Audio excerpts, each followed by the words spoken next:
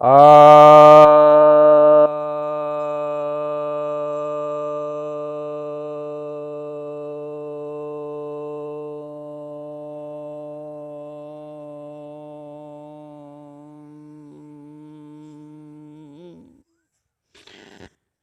सभी भक्तजनों को सप्रेम नमन। भक्तों, आज मैं आपको श्रीमद् भगवद गीता के दूसरे अध्याय के 23वें श्लोक पर प्रवचन सुनाने जा रहा हूं। भगवान कहते हैं, श्री भगवान उवाच, नैनं छिन्दन्ति शस्त्राणि नैनं दहति पावकः न चैनं क्लद्यन्त्यापो न शुष्यति मारुतः। अर्थात इसे कोई शस्त्र काट नहीं सकता, न ही इसे कोई अग्नि जला सकती है, न ही इसे जल गला सकता है और न ही इसे वायु सुखा सकती है।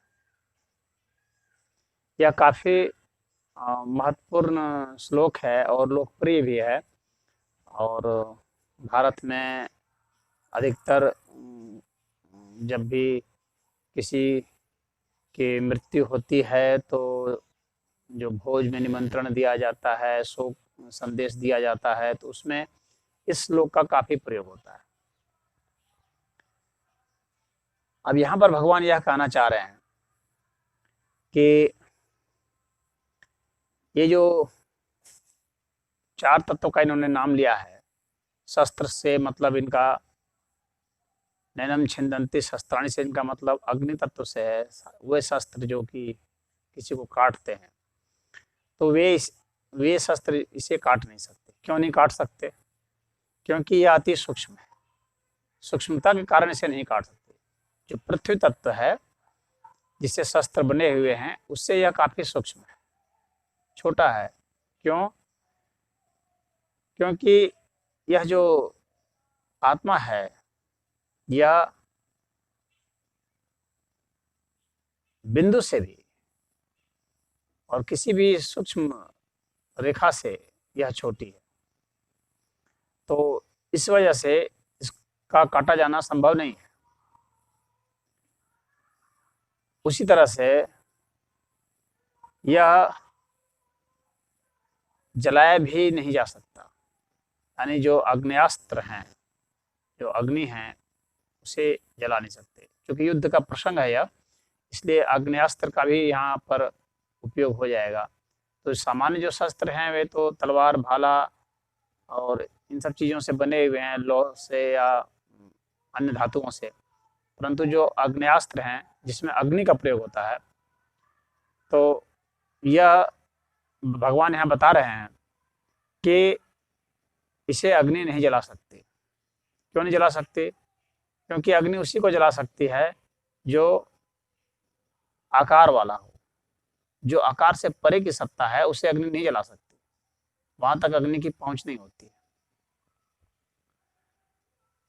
उसी तरह से यह जो जल तत्व है, वह जल तत्व भी गीला नहीं कर सकता इसे, क्योंकि जिसे गीला होना है उससे भी कुछ आकार वाला होना जरूरी है। आकार, जब कोई चीज़ आकार वाली होती है तो गीला की जा सकती है।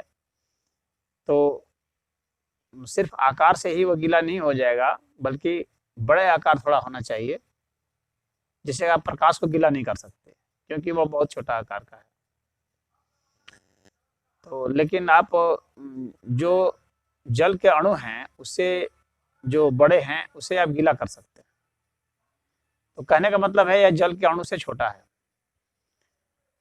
उसी तरह से इसे वायु नहीं सुखा सकती।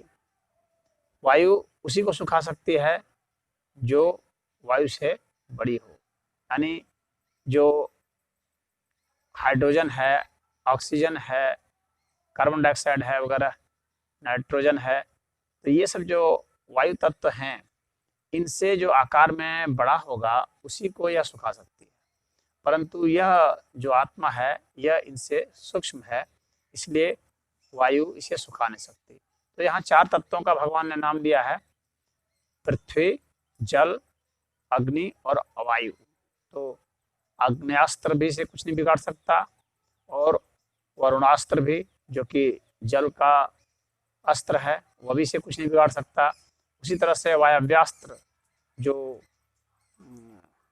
वायु उत्पन्न करने वाले जो वह हैं अस्त्र हैं, आज के वैज्ञानिक के पास अभी ऐसे अस्त्र नहीं हैं कि चक्रवात उत्पन्न कर दे। पुराने जमाने में थे, तो उनका जो इस संदर्भ में जो उनका अनुसंधान था वो ज़्यादा बेहतर माना जाएगा, क्योंकि उनके पास वायव्यास्त्र थे। और अभी जो वरुणास्त्र हैं तो वे हैं तो जरूर, लेकिन उतने विकसित नहीं हैं और बहुत छोटे स्तर पर काम आते हैं। जैसे वाटर कैनन के रूप में जो प्रयोग किया जाता है वो वरुणास्त्र है। तो ये जितने अस्त्र हैं, ये सारे अस्त्र जो हैं ये बड़े होने के कारण अपने से सूक्ष्म को कुछ भी क्षति नहीं पहुंचा सकते। तो इसलिए आत्मा इनसे परे है। कुछ लोग प्रश्न यह करते हैं कि अरे किसने इसको प्रयोग करके देखा कि अग्नि जला सकते या नहीं, किसने प्रयोग किया। तो यह तो एक सामान्य से लॉजिक की बात है कि कोई भी चीज़ जो बहुत छोटी है, सूक्ष्म है, उसे नहीं जलाया जा सकता और न उसे तोड़ा जा सकता है, न काटा जा सकता है। जैसे कि आप इसी को देखेंगे, प्रकाश को ही, तो बहुत सारी चीज़ें हैं कि नहीं की जा सकती हैं उसके साथ। तो अब हम आते हैं आकाश तत्व पर। तो भगवान ने आकाश तत्व का इसमें नाम नहीं दिया, क्योंकि आकाश तत्व में अवकाश होता है और वो किसी का वैसे कुछ बिगाड़ता नहीं है, वहाँ तो सिर्फ कोई चीज़ अवस्थित होती है। तो वह आकाश तत्व जो है उसे भी कभी कभी कुछ लोग, धूर्त लोग, उसे भी कभी कभी आत्मा करार दे देते हैं। एक मैं सुना था कि एक तथाकथित संत थे, तो वे सबको कहते थे कि मैं दर्शन कराऊंगा आत्मा का। तो लोग जाते थे और उन्हें एक बंद कमरे में रख करके और कहते थे कि देखो, भगवान ने गीता में कहा है कि न इसे अग्नि जला सकती है, न वायु सुखा सकती है, न जल गीला कर सकता है, न कोई अस्त्र शस्त्र काट सकता है। तो कहते हैं कि देखो यहाँ ये जो 2 हाथ हैं, इन दोनों हाथों के बीच में जो ये स्थान है, इसको जरा काट के दिखाओ। नहीं काट सकते। इसे जला के दिखाओ, नहीं जला सकते, दिखा सकते। इसे गला के दिखाओ, नहीं गला के दिखा सकते। तो कहते हैं कि इसको आप न काट सकते हैं, न जला सकते हैं, न गीला कर सकते हैं, न सुखा सकते हैं। तो इसके बीच के मध्य में जो है यह आत्मा है। तो ऐसी बात नहीं है, ये आकाश तत्व है। आकाश स्थान यानी जो स्पेस होता है उसे कहते हैं। तो यह आकाश भी विभेद में आ जाता है, जैसे घटाकाश। तो या किसी भी कोई भी बर्तन हो, कोई भी चीज़ हो, उसमें आकाश तत्व शामिल हो जाता है। आकाश उसमें सूक्ष्मता से रहता है, तो इसलिए आकाश का विभेद हो जाता है, परंतु आत्मा का विभेद नहीं होता है। तो जो दिव्य आत्मा की भगवान ने बात की है, सूक्ष्म आत्मा की नहीं, दिव्य आत्मा की। वह आत्मा जो एक स्थान से दूसरे स्थान को जाती है, उस आत्मा की बात नहीं कर रहा हूँ मैं। वह तो सूक्ष्म आत्मा है, उसका तो विभेद संभव है, उसकी सीमा संभव है। लेकिन यह जो आत्मा है यह निराकार है, अति सूक्ष्म है और सर्वव्यापी है। यह उपलब्ध है, और जिस चीज़ से काटा जाएगा उसमें भी उपलब्ध है। तो इसलिए इसका काटा जाना संभव नहीं है। जिस चीज़ से जलाया जाएगा उसमें भी उपलब्ध है, जिस चीज़ से इसको सड़ाने की बात है उसमें भी उपलब्ध है, जिस चीज़ से सुखाने की बात है वायु तत्व, उसमें भी उपलब्ध है। यह आकाश तत्व में भी उपलब्ध है। यानी हर तत्व यही है, इसलिए इसको कोई कुछ नहीं बिगाड़ सकता। ये शाश्वत तत्व है। आत्म उपनिषद में उसका जो 30वां मंत्र है उसमें कहा गया है कि निष्कले निष्क्रिय निर्बद्धे निरंजने अद्वितीय परितत्वे व्योमवत् कल्पना कुतः। अर्थात कि यह जो है निष्कल है, यानी कला रहित है या निष्क्रिय है। इसमें इसमें ये निष्क्रियता इस वजह से है कि यह जो है विद्यमान ही विद्यमान है, उपलब्धि उपलब्ध है। क्रिया तो वही करता है जो कहीं नहीं हो, जो हर जगह विद्यमान है उसकी क्रिया का कोई मतलब नहीं है, वो क्रिया से परे हो जाता है, निष्क्रिय है। और निर्बद्धे, यह जो है निष्पाप है, शुद्ध है। निरंजने, यानी त्रुटिहीन है, फॉल्टलेस है। और अद्वितीय, यानी इसके समान और कुछ भी नहीं है, अद्वितीय है, यानी अन्य कोई चीज है ही नहीं इसके अलावा। अद्वितीय मतलब होता है कि अन्य कोई दूसरा नहीं है, तो अन्य कोई दूसरा नहीं है तो यह अद्वितीय है, अन्य कोई और है ही नहीं, इसके समान की बात नहीं है, अन्य कुछ है ही नहीं, जो है सो यही यही है, तो उस स्तर तक है। तो ये परमात्म तत्व की अवस्था होती है। आत्मा को ही सामूहिक रूप से संबोधित करके परमात्मा कहा जाता है, तो परमात्मा के सिवा कुछ है ही नहीं, अद्वितीय।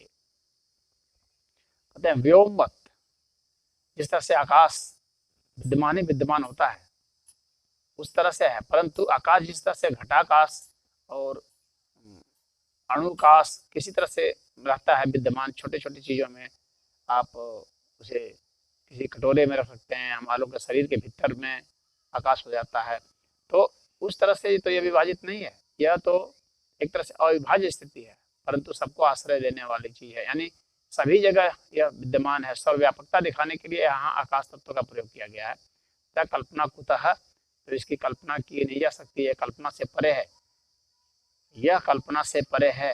हमारा मस्तिष्क जो है, हमारा मन जो है कल्पना करता है, तो ये कल्पना करने की इसकी सीमा कहाँ तक है, एक बिंदु तक है और एक रेखा तक है। अधिक से अधिक सूक्ष्म से सूक्ष्म बिंदु तक और बड़ी से बड़ी रेखा तक ही हम किसी चीज की कल्पना कर सकते हैं, तो यह कल्पना से परे है। तो यही आत्म उपनिषद में इस बात का जिक्र है। तो यहाँ पर भगवान अर्जुन को यह संदेश देना चाह रहे हैं कि जिसके लिए तुम शोक संतप्त हो रहे हो कि ये मर जाएंगे, तो ये कैसे मर जाएंगे, इस चीज को ना कोई काट सकता है, ना कोई जला सकता है, ना कोई सुखा सकता है, हाँ ना कोई सड़ा सकता है, तो इसके विषय में तुम निश्चिंत रहो, इसका कोई कुछ नहीं कर सकता, ये तो शाश्वत तत्व है। तो यह जो है शोक करने योग्य नहीं है, यह अध्यात्म का तत्व है, यह साक्षात करने योग्य है, अनुभव करने योग्य है। और जो चीज परिवर्तित होती है, बदलती है, कटती है, वो तो बदलेगी ही, उसे तुम या कोई भी रोक नहीं सकता है। यही भगवान का यहाँ पर संदेश है। तो इस श्लोक का यही अर्थ है। ओम।